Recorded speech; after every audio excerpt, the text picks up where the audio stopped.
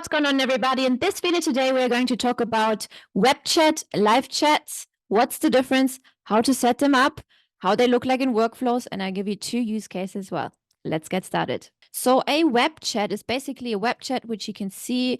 Here's an example. Is our website on the bottom right. Here you have a little chat bubble and you can reach out to the people who are on the website. Basically, you leave your name, you leave your phone number, email, and a message, and then you hit send. And it's basically just a form what people fill out when they have a question. This actually has a really high conversion rate, much, much higher than the contact us page, which you typically find on websites here. This is not so high converting. We found it really, really high converting, this little chat bubble here. Okay. So what you want to do is you go on to your backend, you click on sites, and then at the top you see chat widget. Okay. And here we go.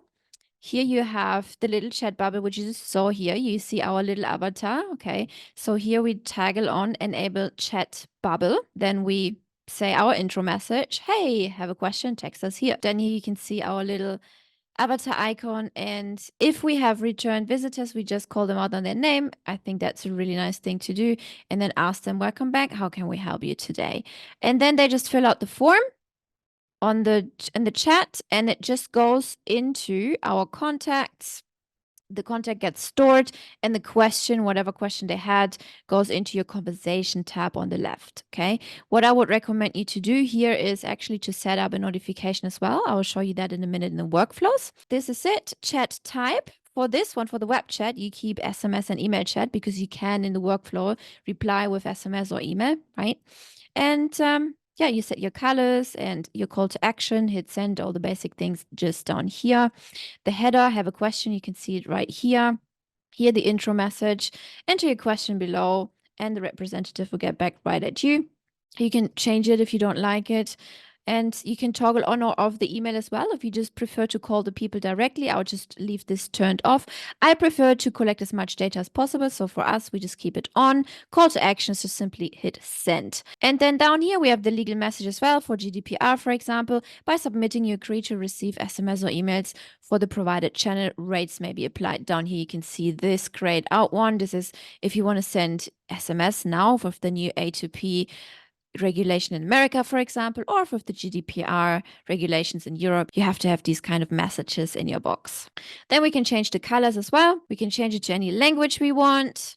And then we can have the agency branding turned on and off. Of course, we want to keep it on in our case, right? And then the acknowledgement settings here, down here, you can also put customer support contacts if you have a phone number, or your acknowledgement greetings, or your acknowledgement messages. One of our representatives will get back to you shortly. Okay, so this signifies to people, okay, this is not a live chat. Somebody will get back to you as soon as we can. We can even say that, right? We are out of office today or whatever. Our working hours are 9 a.m. to 5 p.m. EST. We will get back to you as soon as we can, right? And then that's it for the web chat. At the bottom, you can see you can get the code for WordPress as well. So if you have another website anywhere else in WordPress, you can just click here, get the code. Here's the code. You would just copy that code and put it into the body or the footer section of your website in WordPress. That way, the little chat bubble will pop up on your WordPress site, okay? For this to show up in your funnels or on your website, you would either click funnels or website, right? And then you have to toggle on that feature as well. If you go to the website, you go to settings, and then down here, you can enable or you can disable chat widget. I would recommend it to have it enabled on main websites like this. Of course, you want to generate as many leads as possible. However, I would not recommend to have this on in a specific funnel where you have one specific call to action and maybe even a timer, and you only want to have the people click one specific button. Then there should only the buy now button or the book the call now button, right? So you don't want to have any distractions on chat bubbles going on. You just want to, in funnels, typically you want people to do one thing and one thing only. So typically the web chat, I would recommend SMS and email for the websites. Now, the second option is live chat. Now you can have a live chat as well. And for that, you go back to sites, chat widget, and you select a chat type here, and you would switch it to live chat, okay? It wouldn't be an SMS or email chat. You would switch it to live chat. This means you can have a live chat. So either it's going to be you who can reply, or it's going to be AI that can reply, okay? Now I'm going to show you the workflow on what you can do with that. I have pre-built this for you, so I can walk you through really quick. So we just want to name our workflow AI chatbot live chat ChatGPT, so we always know what's going on here. The trigger in this case is, or in any case, it's always customer replied, even if it's also web chat, right? Customer replied, and then the reply channel is chat widget, okay? So the chat widget is this widget. Somebody replied. Okay, you can switch this to live chat as well. So let's pretend we're live chat. Save trigger. What we want to do is we want to give us an internal notification. So you select a trigger, the action step here, internal notification, live chat now. Meaning if you're working or if you have agents who are replying to live chats, they get pinged and it means like, hey, there's somebody wanting to speak to you now, and that way you can go to the live chat. Okay, so you can assign this to contact a particular user and then select the user.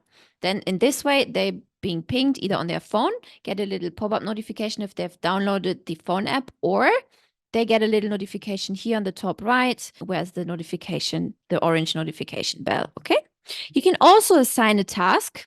You can click an action and you can add a task, and then assign the task, chat coming in, okay, description, assign to, and then you can select a user here, do in 1 day, 2 days, but we want to chat now, so we select now and then hit save the action. And then the person also get assigned that tasks, which they should pay attention to. Now, let's say you don't have a person who jumps on live right now and you just want a AI to take over. This is what you can do. You can connect your chat GPT to it.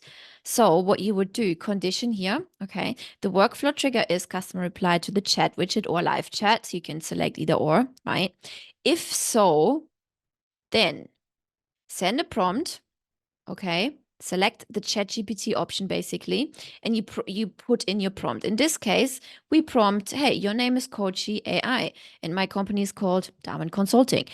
Customers will contact us to get information in regards of digital marketing services, tech services, coaching and consulting, web design, automation, whatever you want the bot to know about your services so they can know what to answer when people are chatting with that bot.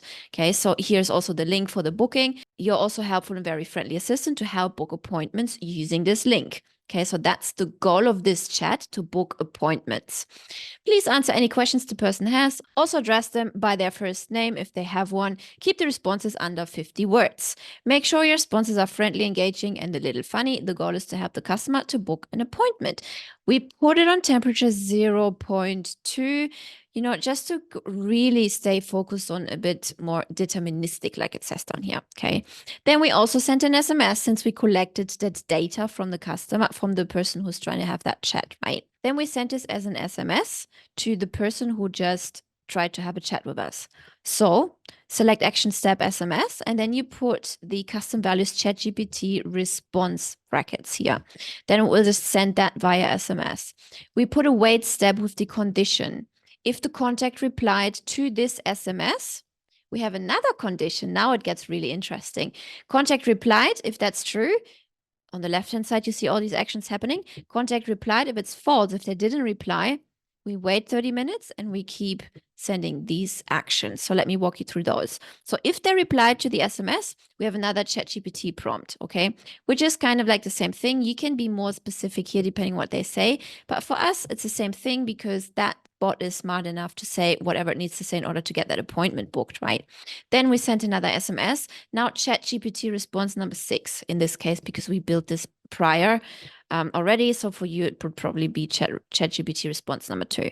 Then we send an SMS and we wait, and then just we loop it back like that, okay? We keep looping it back because it's always the same and the same and the same. If they replied, analyze the reply and send back a reply according to what they've said, right? If they did not reply to the initial response, we wait 30 minutes. Then we send another ChatGPT prompt and we say the lead did not reply yet. So basically we tell this the ChatGPT, hey, our lead did not reply yet. Send them a short follow-up message to get them to reply. Okay, then we do that. ChatGPT response number 7. Hey, how are you doing? Are you still there? Do you still have that question? Do you still need help? Whatever ChatGPT then says. Then here's the condition again. And that way it also keeps looping. Lead responded, contact replied true or false. Okay, you see that here. Contact responded. Nice. We loop it back to the other branch on the left-hand side, which is just the one ChatGPT prompt where it keeps prompting the same thing. It sends an SMS, it waits, and it keeps looping and it keeps speaking. Okay. If it did not respond, it keeps looping back to the not responded column here, and it keeps following up. Hey, do you still need help? And so on and so forth. If you don't want ChatGPT to reply to your messages, you can also set up your own message. So let's show you that real quick under automation workflows. You just continue and create one from scratch. Let's say live chat reply. Always name your workflows. The trigger is customer replied, reply channel, in this case, live chat. I always like to rename my actions as well. Customer replied live chat. So you can see here, you don't always have to click inside. You can just see how it's renamed. And then hit the action button. So this is a new action actually.